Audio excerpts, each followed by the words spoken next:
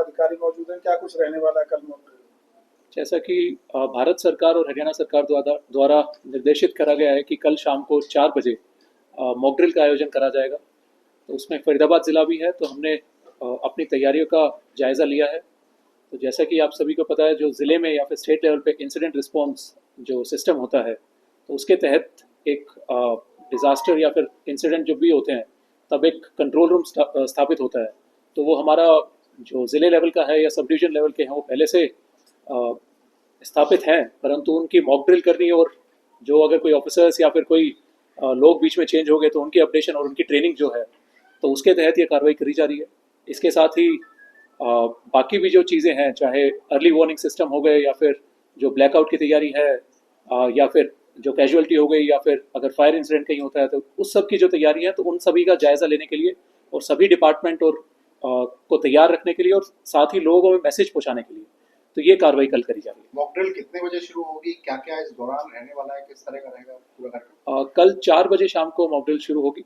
तो इसमें जैसा कि मैंने बताया कि अर्ली वार्निंग सिस्टम जो हमारे रहते हैं, तो वार्निंग सिस्टम रहेगा, उसकी तैयारी करेंगे। उसके साथ ही जो आगे चाहे ब्लैकआउट्स की तैयारी करनी हो या फिर इवैक्यूएशन की तैयारी करनी हो, या अगर फायर कोई इंसिडेंट अगर होता है तो उसकी तैयारी करनी हो, या फिर कैजुअलिटी अगर होगी तो उनको हॉस्पिटल में ले जाने की तैयारी हो या टेम्प्रेरी हॉस्पिटल सेटअप करने की तैयारी हो, तो ये सारी तैयारियाँ कल कहाँ होंगी, कौन कौन से पॉइंट?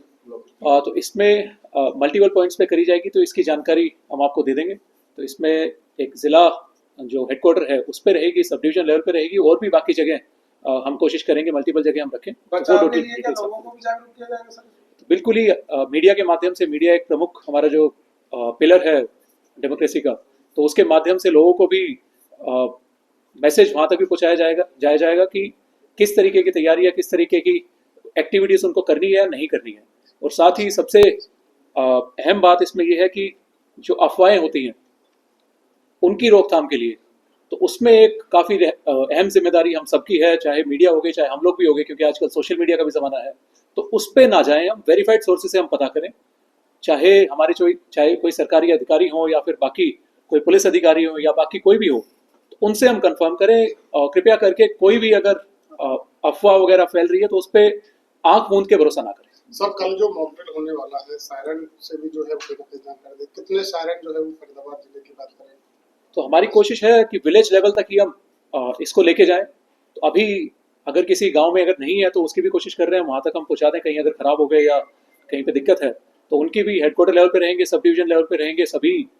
जैसे कि हमने कहा अभी कि जो हमारे सरकारी ऑफिस हो गए या फिर अगर हम कहीं पीसीआर वैन्स भी हो गई, तो उनमें भी सायरेंस या हूटर सिस्टम रहता है, तो उससे भी मैसेज पहुंचाने का हम कार्य करेंगे।